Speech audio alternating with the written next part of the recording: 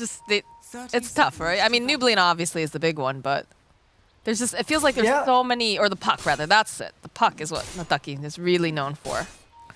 The thing is that these tier 2 teams, it's really important that they have these signatures. I think it's super important for their drafting that the enemy team feels threatened by your 2 or 3 heroes that you specialize in, because it allows you to get heroes you may not otherwise get, combinations that you feel like you'd have to wait till like the second round to pick. As we did see Kunkka deny his own ward mid because he knows the opponent saw him place it. So that's a little cute trick there that if you guys are ever mid laning, you can utilize. It'll just take like 5 years to, deny your ward, but... It takes a while, but it's better than giving the guy experience and 150 gold. So you gotta take what you can get. And you get to see your support die a little inside. They're thinking, oh god. I gave him that. I gave him that and now he's destroying it right in front of me. But yeah, so, taking a look at these lanes, I like the fact that they picked up the Grimstroke. I think that's, very good against that Terrorblinded lane. And also, I was wondering, we got Ukar on his Mars again. Although, do you have to be careful with Flash here? He's taking a lot of damage. This could be our first blood right here. In fact, yes, it is. Ukar, is he going to fall for this? They're throwing some of those treants at him, but nope. No salve on Ukar or on Killimancer. So it's not the end of the world for Khan, as he should feel pretty decent farming alone, since neither of the heroes on Dire can threaten him when Ukar's this low. So my question that I had before we had that first blood is just how important is it to have the comfort picks, especially, in this particular, the lower division. We see a lot of like meta stuff coming out, but at the same time, you're seeing, Cancel picking up his as he claims, the best Invoker EU DPC in the lower division. I'm a firm believer that one of the major differences between tier 1 teams and tier 2 teams is just their hero pool. I think a lot of times tier 2 players, they can play 3 to 4 heroes in total, like not per patch, but in total, at like a tier 1 level. I believe most players can do that. But the fact is, if you're playing against a tier 1 team, they have a pick of the lot. They can pick whatever hero in the game counters those heroes, and they can pair very well for you.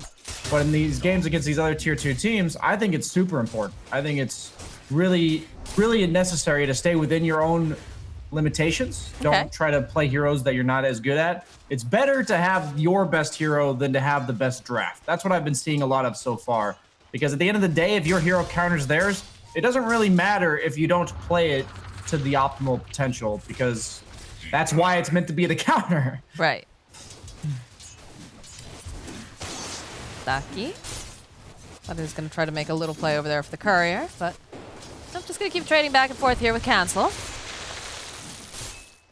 I feel like sometimes it just comes down to, and again, this could go for like some of the tier 1 teams too, but are you just lucky enough that your hero hold that thought out to fix? Is he going to be able to? Yeah, it looks like Desire is going to chase him down.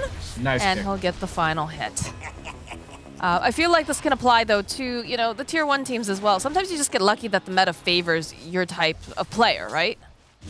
Oh, 100%. There's some, like TNC comes to mind from last year, TI9 season, where they won the major handedly with the Morphling Earthshaker patch. And then after the next patch came out, they weren't a team, basically. Like, they got, I think, bottom 4 in the next 2 tournaments. It definitely happens at the highest level.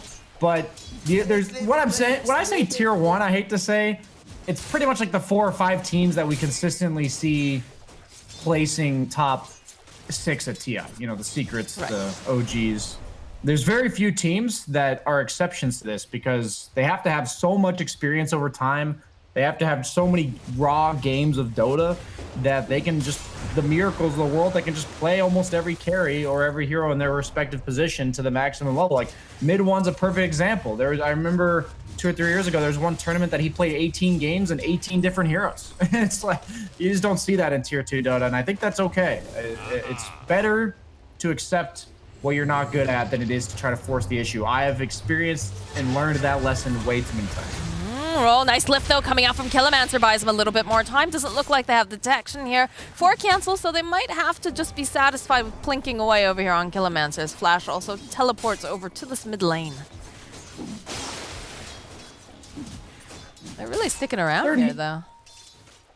Yeah, certain heroes aren't really specialty heroes, you know. If you're a carry player, you can probably play Wraith King.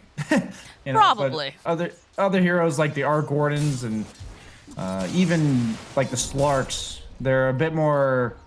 There's a big difference between a really good player and somebody who's just competent on the hero. This is looking like a dead Ottifix here. They've got the Inkswell on Desire, and down he goes. And I have to say, BSJ, I think you're a little biased about that whole Slark thing, because that's your signature hero, right? I'm just saying, like, I feel like Slark... There's a big difference between the casual Slark players and the ones that are the 800 games of Slark. Yeah, there's a little Well, yes. earlier taking over the game. There aren't very many teams right now picking the hero, but you saw Miracle take over a week or so ago. I feel like more teams would pick that hero if they felt like very comfortable on their carry playing it. Fair enough, fair enough. Looks like they're really just chasing after Runic here. They even have the Urn Charge on him. He's ticking down But a I am bit. biased, so.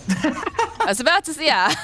That was a very fancy way of saying that, but... Yeah. At the end of the day, gotta make myself feel better sometimes. But Jug is another hero that I think is just, if you're a carry, you can play this hero, and he seems very reliable right now. I like him in Tier 2 Dota especially, because the difference between a good Jug game and a bad Jug game in terms of counters and such really isn't that significant. The hero will almost always get the items he needs, and with the new Ags and Ag Shard combination, you scale so much better into the late game than you used to, and you can also dish out a lot of damage during your spin, which was one of his main limitations, scaling into the late game.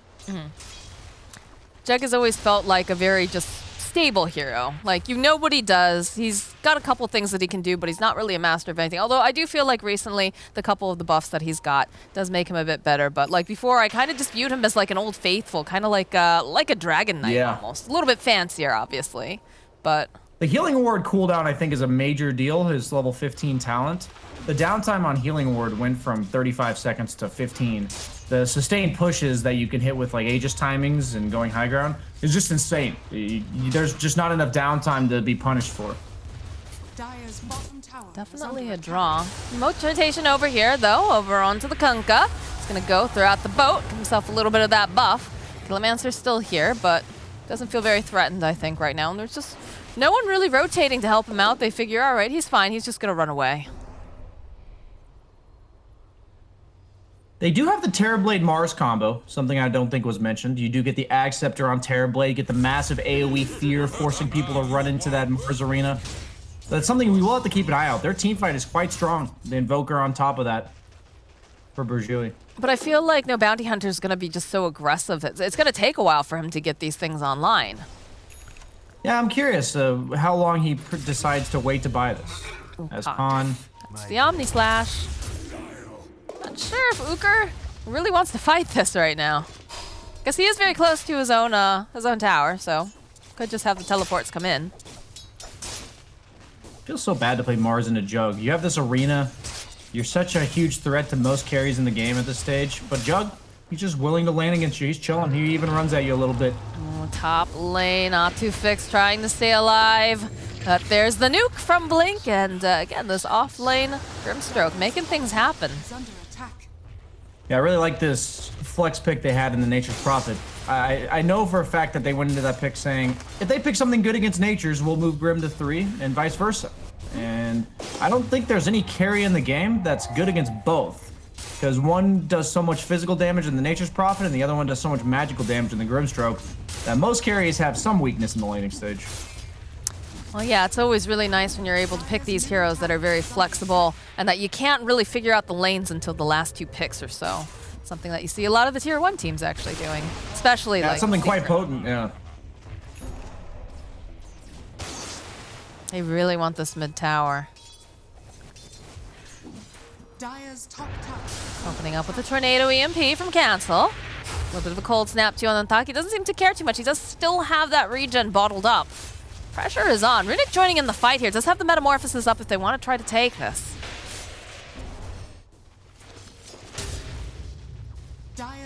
It looks like they're just going to back off now. Send him right back again. Wow, Blink does a decent chunk of damage already. Spin comes out bottom lane. Khan just forcing back Uker.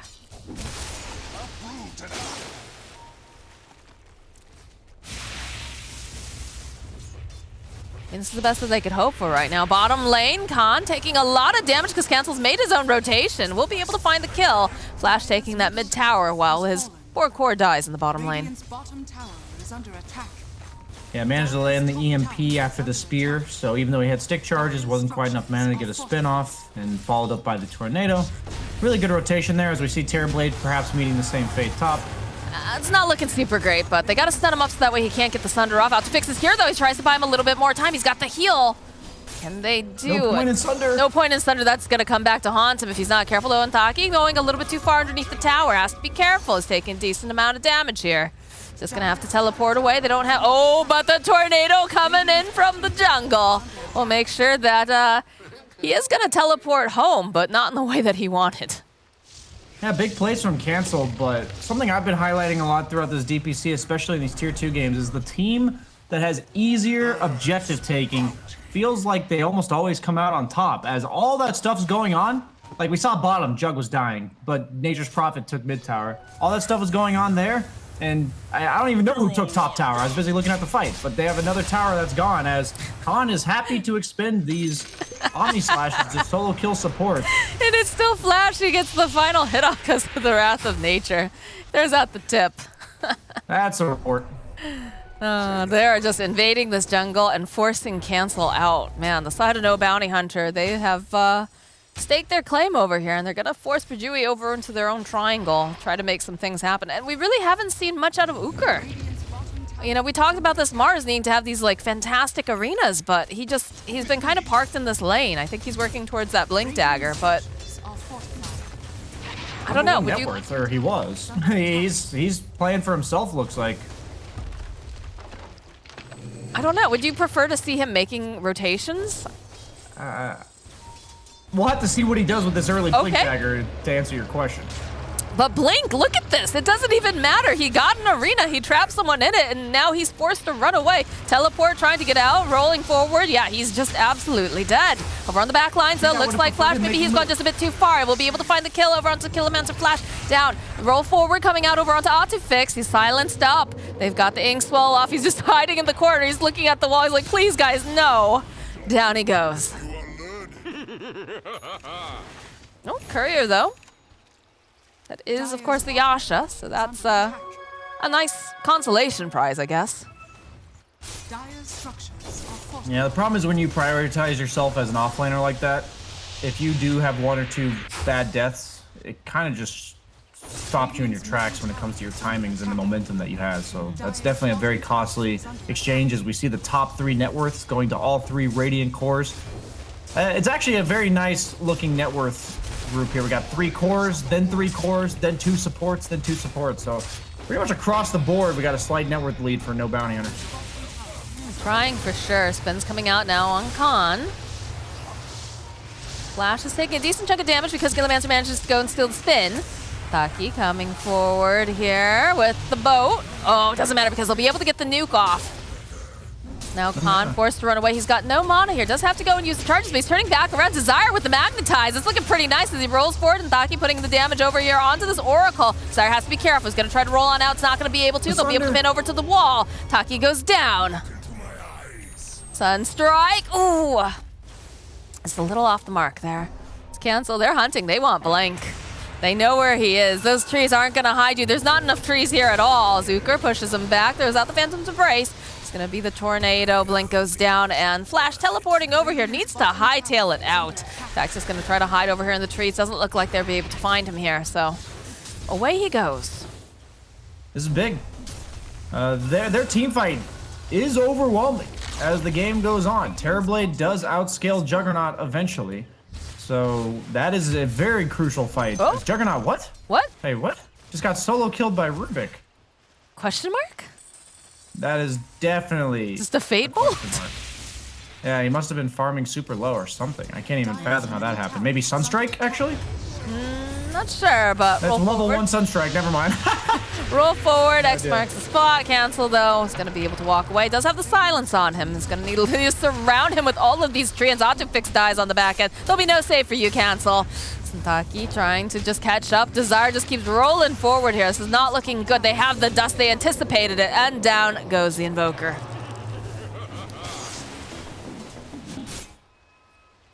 Only 1K net worth lead suddenly. 14.5 minutes, even after the Invoker and Oracle going down. It just really shows how much momentum that bottom fight gave Runic on Terrorblade, as he's neck and neck for #1 net worth, and he's now 700 ahead of Jug. Terrorblade's not meant to have as good of a start as Jug because of how reliable Jug's kit is in comparison. So this is... It's even worse than most matchups when you're slightly behind, when you're the Juggernaut here. Do you have the blink picked up now on Uka?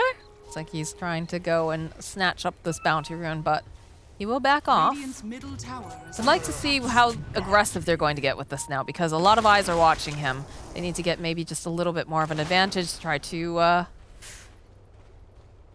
get all eyes on them, so that way their Terrorblade can farm out to fix. I'm not sure why he's going forward here. Oh, they'll follow up with Killimancer though, and that's exactly why he went that aggressive. So they find the kill on Flash. I honestly think they're content not taking a hit on team fights for now on the side of burjui. The only thing they could really go for would be mid-tier 1 tower. But I think since they're behind and they've already lost their mid-tier 1, it's going to be a tough move to force. They would have to dedicate a lot of time so that the other lanes would get pushed against them. So I think they're just content to use Mars Arena and the Blink Dagger to just get individual kills, even on supports. Because if Terrorblade's hitting creeps, you're happy with whatever's going on. As it looks like they want to do something. They're going to smoke towards their Terrorblade, perhaps. Lanes are good. Invoker was farming top, mid lane's pushed in, Terrorblade's farming bottom. Have to be careful on Grimstroke. Actually, he just TP'd out already. They just... So it looks like they're not going to find anything. That was great, though. I like how you got us all amped up, like, they're going to do it. They're going to go over. And then just, no, they just ran away. But there's still the potential. They still have a little bit of that smoke left. They still have the Blink Dagger on Ochre. But I think the fact that they haven't... Flash? Okay, all right. Flash is going to be the sacrificial lamb here. So they do manage to find themselves a nice pick off and use that blink and smoke. You have to be careful. I have to believe he knew they were there just by process elimination. Nobody's top, nobody's mid. Kind of had to be bottom as he face checked his own jungle. Maybe he's tanking the gank for the rest of the squad. Yeah, exactly. It's not a big deal. Prophet does. Oh, Nature's Prophet ulti stolen by Killimancer. Chasing after Killimancer here. This is a very long run in the woods. Killimancer, down he goes. Blink, trying to go and catch up on them, but not going to be able to grab anyone here.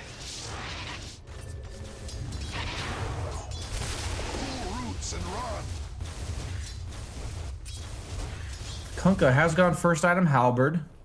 He's going to have some serious mana issues this game, dealing with this Quaswex Invoker, being a strength hero with 3 castable spells in the Halberd. As top lane cancel, Midas, hurry! Ugh. I'm not sure what happened there. A lot of sloppy deaths from Cancel this game, I think. He's kind of just continuously farming top. Like, he only has 2 deaths, but both of them were just kind of farming.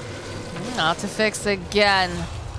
Will get taken down. I troll your guts with my blade.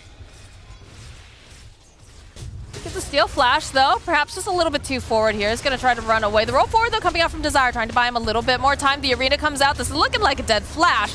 And not sure, this might be a dead Desire. No, the rest of the team is here. They get the soul bind off. They get the silence. Can they burst down this Terrorblade fast enough?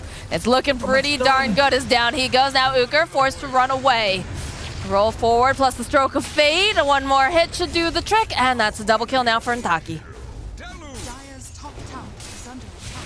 I'd like to think he could get the Ag Scepter on Terrorblade this game, but he's almost certainly gonna have to go back for a BKB prior, because he was stunned for like 8 seconds there. That was so long. He definitely was having difficulties there for sure. Yeah, stun, silence, stun, silence, stun, torrented. That lockdown is a real deal. Grimstroke's scary.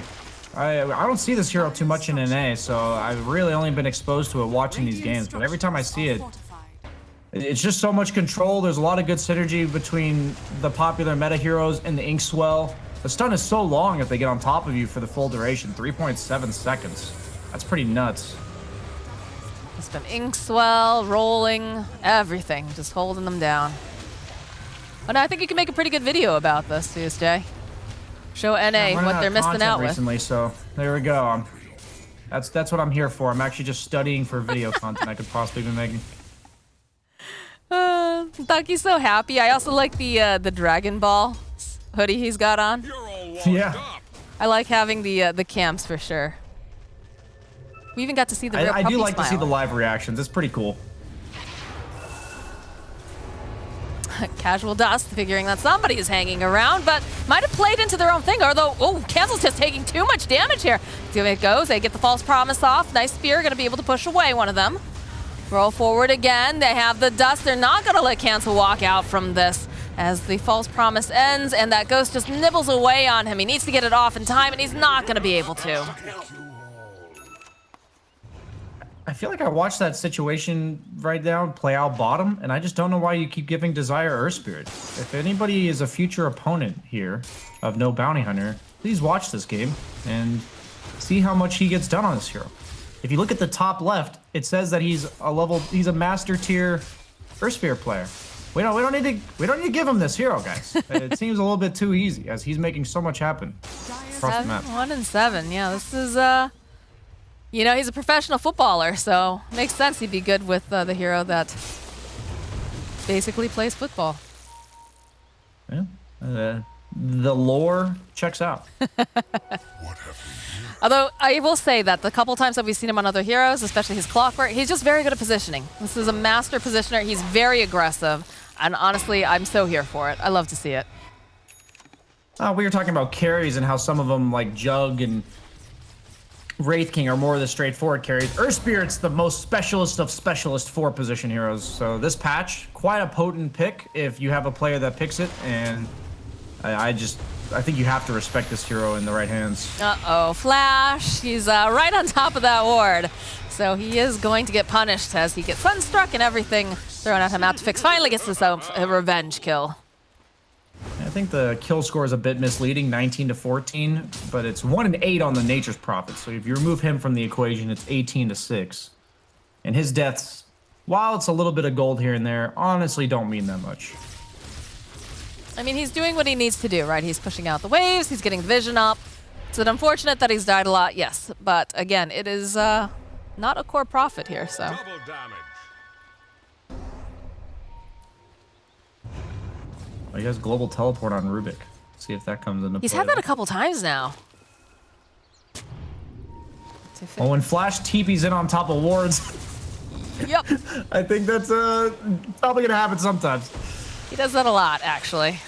Yeah, he think about as many times as Rubik's stolen the ability. I didn't notice he had it already. Yep.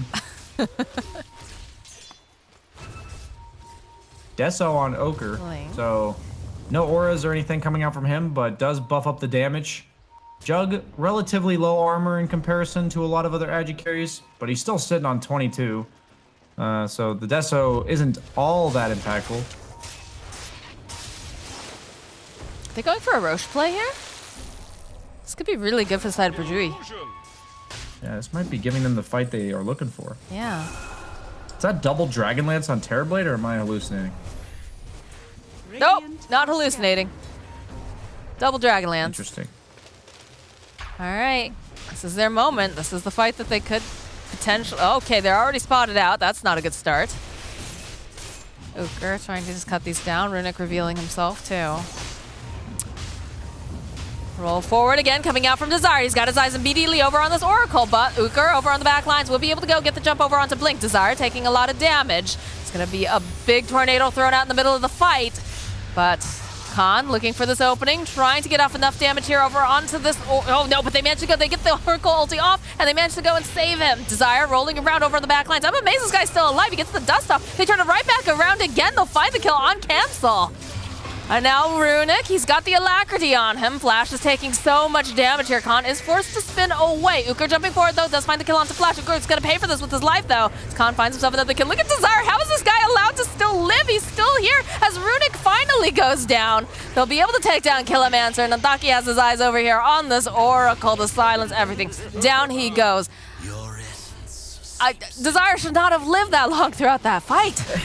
Desire to carry that fight so hard. He soaked up so much damage, the attention of 3 heroes, and then only died at the very end. I almost feel like there could have been some sort of healing ward communication there that could have kept him alive because he was low HP for so long, but it might have been on cooldown or something. I think it was. I think it got destroyed in the fight. Yeah, that's just crazy. So much space. I'm just watching him play up in their face, and he's just not dying for so long. And over time, the war of attrition just goes in favor of no bounty hunters. Look at all these low HP heroes. They've been spending this whole fight hitting Desire. And Khan managed to clean up for the triple kill. Yeah, very impressive play coming out from this Earth Spirit for sure. All right. The push is on. Oh, they've got the Lotus Orb on Grim. Really like that item against Terrorblade. Just, you can never get that Sunder off. It allows the carry to continuously focus down the Terrorblade despite the Terrorblade being super low and you being full health. So really nice purchase there.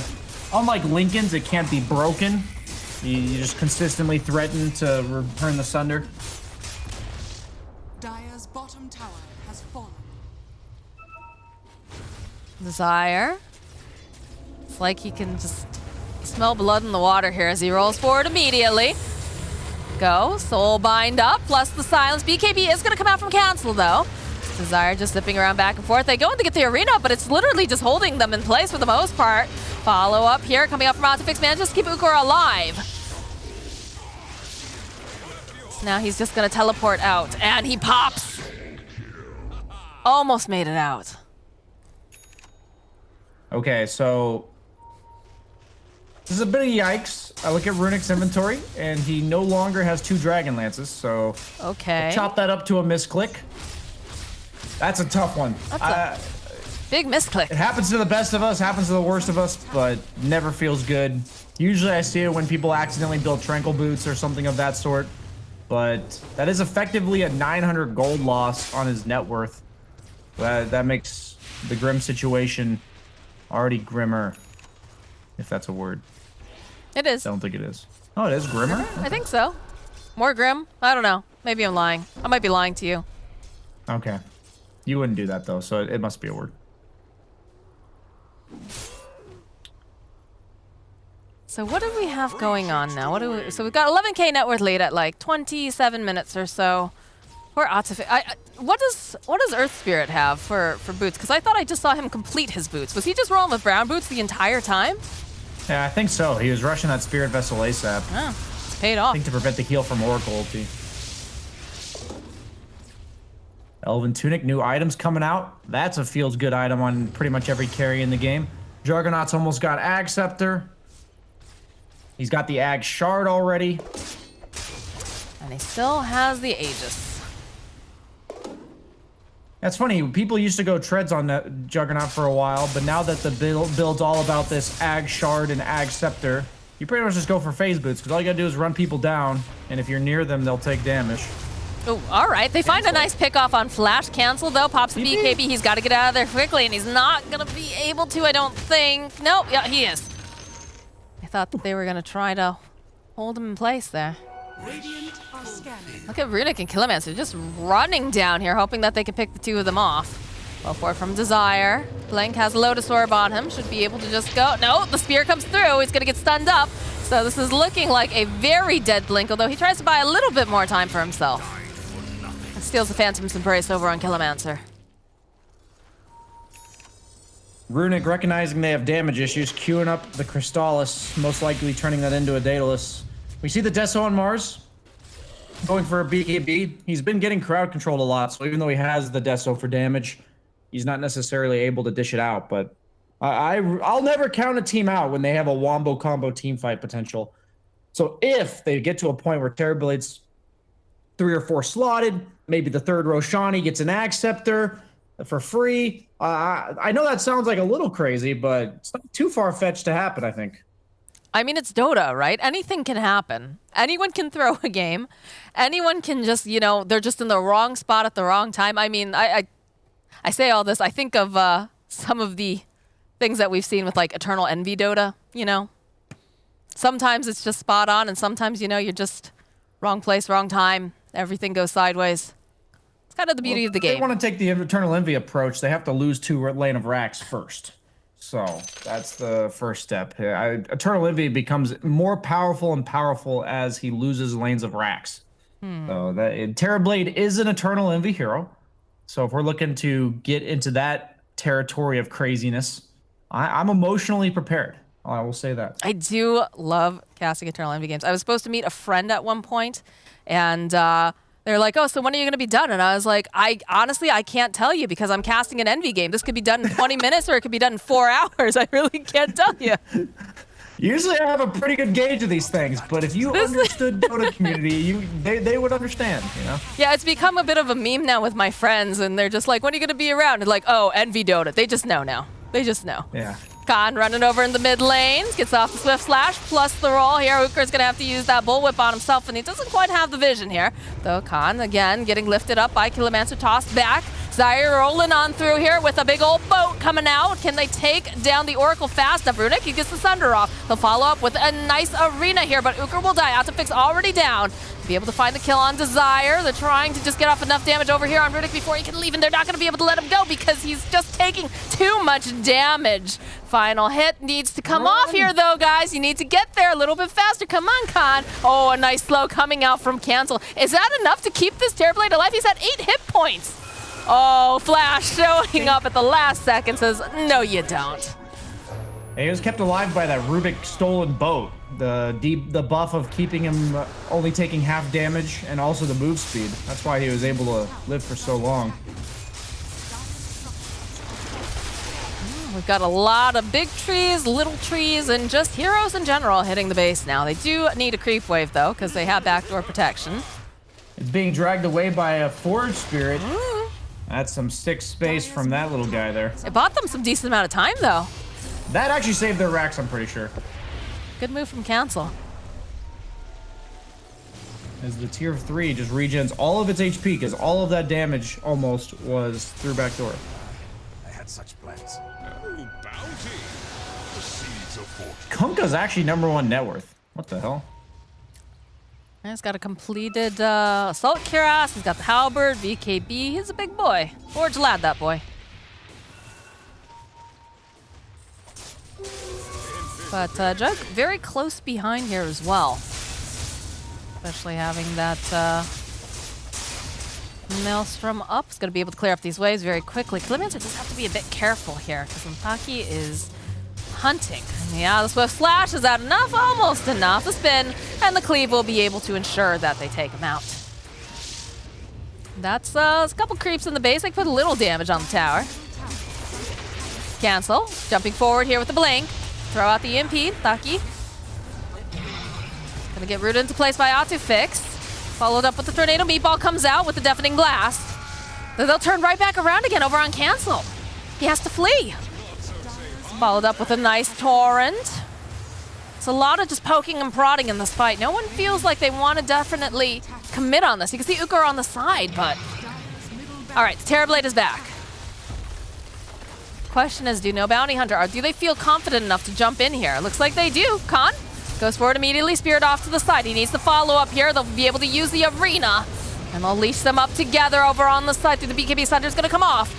There it is, down the back lines. They'll be able to take down Uker. Uker's down. Disarming over here onto Runic. He's forced to run away. So they managed to take another half of racks. Khan considering going back in again. The rollout from Desire. Lift up over on the side. Stroke of Fate over onto Kilomancer. Is it enough damage to take down Flash? Oh no, at the last second he goes down. It's gonna be the buyback coming up from Nature's Prophet. Could be there in a jiffy here as Kilomancer over on the side. He's barely stayed alive, but over on the side, Desire does go down. Runic also to fall to Khan. No buyback on the Terrorblade. Cancel, silenced up, held in place by the trees. More buybacks coming out. Desire wants to join into the fight. There it goes. Down goes Cancel. No buyback on the Invoker. As now Ntaki is just chasing Uker back. He's just got to climb into his own Ancient here. Spear goes over onto Ntaki. He's just taking too much damage. The GG gets called. No Bounty Hunter.